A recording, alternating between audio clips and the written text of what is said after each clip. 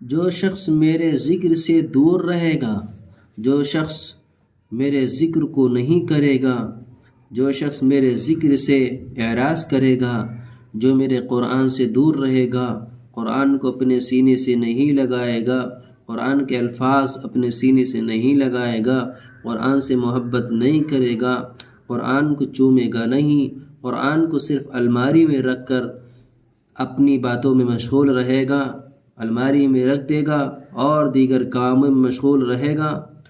اللہ کے نبی صلی اللہ علیہ وسلم کی لائی ہوئی شریعت سے دور رہے گا،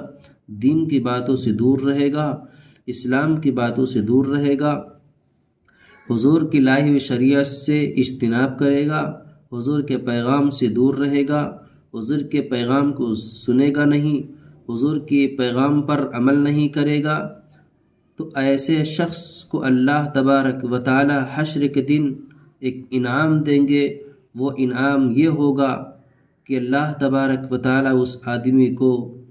قیامت کے دن جب اٹھائیں گے تو اندھا بنا کے اٹھائیں گے۔ قرآن مقدس کی آیت اس بات پر دلالت کرتی ہے کہ وَمَنْ أَعْرَضَ عَنْ ذِكْرِي فَإِنَّ لَهُ مَعِيشَةً ضَنْكًا، کہ جو شخص میرے ذکر سے دور رہے گا، اعراض کرے گا،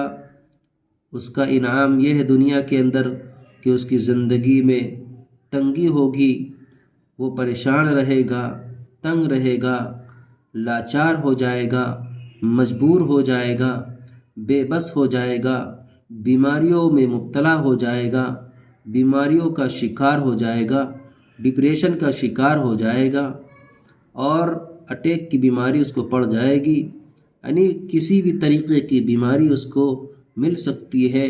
اور دنیا کے اندر وہ پریشان تو رہے گا ہی، لیکن آخرت میں اس کو کیا ملے گا؟ اللہ فرماتے وَنَحْشُرُهُ يَوْمَ الْقِيَامَةِ أَعْمَى، ہم اس کو حشر کے دن یعنی قیامت کے دن اس کو پکڑ کے کھینچ لیں گے، اس کو جمع کریں گے، اس کو بلائیں گے اور اس کو اٹھائیں گے اندھا بنا کے، تو وہ کہے گا قال رب لم حشرتنی اعمی وقد كنت بصیرا، اے میرے رب آپ نے ہم کو اندھا بنا کے کیوں اٹھایا ہے حالانکہ میں دنیا میں دیکھتا تھا۔ وہ کہے گا کہ اے میرے رب میں دنیا میں دیکھتا تھا، دیکھ کر چلتا تھا، دیکھ کر کھاتا تھا، لیکن آج میری کون سی غلطی کی بنیاد پر آپ نے ہم کو اندھا بنا دیا ہے؟ اللہ فرمائیں گے قال كذلك اتتك آیاتنا فنسیتها وكذلك اليوم تنسى، اے میرے بندے تو دنیا کے اندر تھا، تو نے ایک غلطی کی، وہی غلطی یہ تھی کہ تو نے ہماری نشانیوں کو بھلا دیا، تو نے ہمارے قرآن پر عمل نہیں کیا، تو نے ہم کو بھلا دیا، تو نے ہماری بات کو نہیں تسلیم کیا، تو قرآن سے اعراض کرتا تھا، قرآن کو نہیں پڑھتا تھا، قرآن کو اپنے سینے سے نہیں لگاتا تھا، اس لیے تو دنیا کے اندر ہم کو بھلا چکا تھا، ہم کو بھلا دیا تھا، اس لیے آج ہم تم کو بھلا دیے ہیں، اور اسی